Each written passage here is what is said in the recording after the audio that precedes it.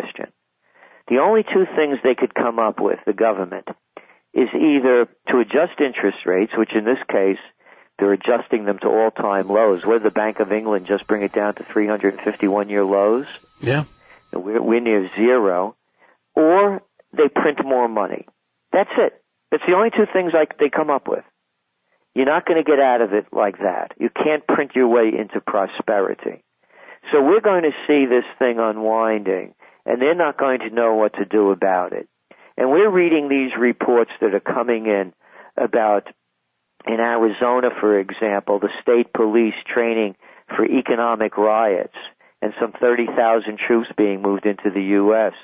to train for such riots. Of course, they're saying that they're going to be immigration riots that they're preparing for. And we're not conspiracy theorists. I mean, this is stuff that we're reading moving over the wires about some 200 detention camps. So this thing is in the United States that are empty. This is spinning out of control and no one knows what to do. Survival is a key aspect that anyone should look at. And it's not about, hiding up in the hills with rifles and pork and beans. This is real. And it's way worse than it was in the past because we have a growing underclass.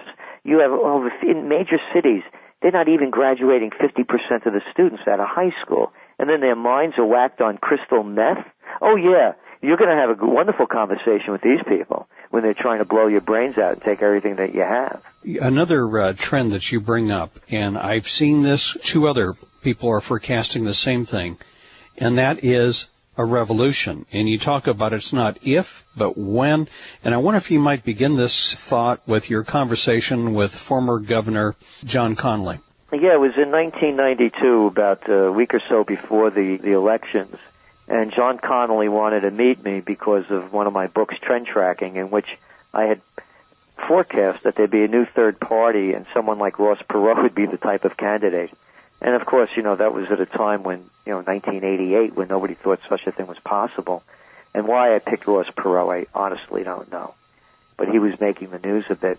And we were parked out in front of the, very brief part of the whole story, but we were parked out in front of the Dallas Book Depository right after lunch.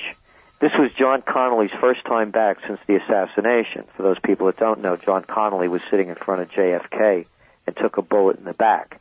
Went through his back and into his lungs, and out through his lungs, through his hand, through his knee. He was scrunched up in a seat, in a jump seat, sitting in front of Kennedy.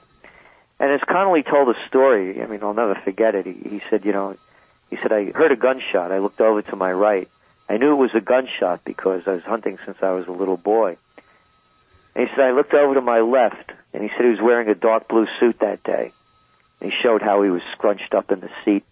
And he said, I looked over to my left, and he said, there were brains on my shoulder. He said, I know there were brains because my daddy was a butcher. And I never liked Connally from what I had known from him in the media. But that day I was taken by him, from lunch on, every word he was speaking was like a sentence.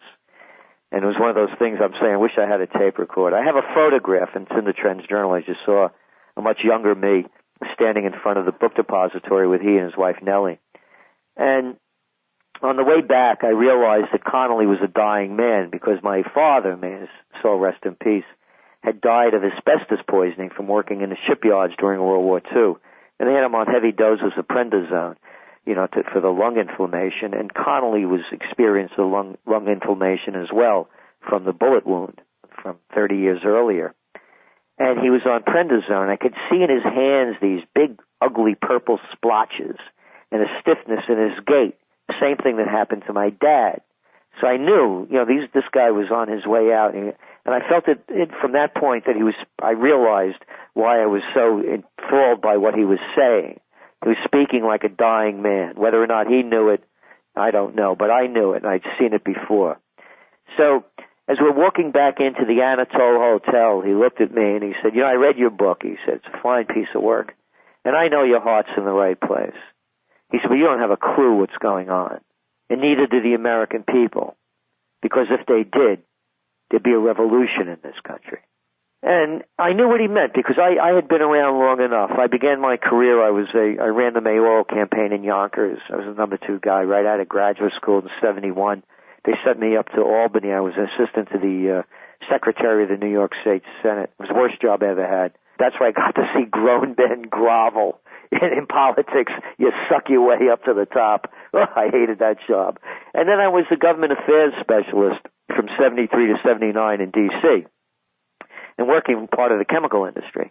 And I was there for the first, actually, energy crisis in 73. And we're writing a trend alert about that right now because what's going on in Israel may lead to the next kind of Arab oil embargo if this keeps going up. But anyway, I'd been around long enough, so when Connolly, I met Reagan, and I've seen enough. So when Connolly spoke those words, I knew what they meant. And now the time for the revolution is happening. There's no pretense of what America is anymore.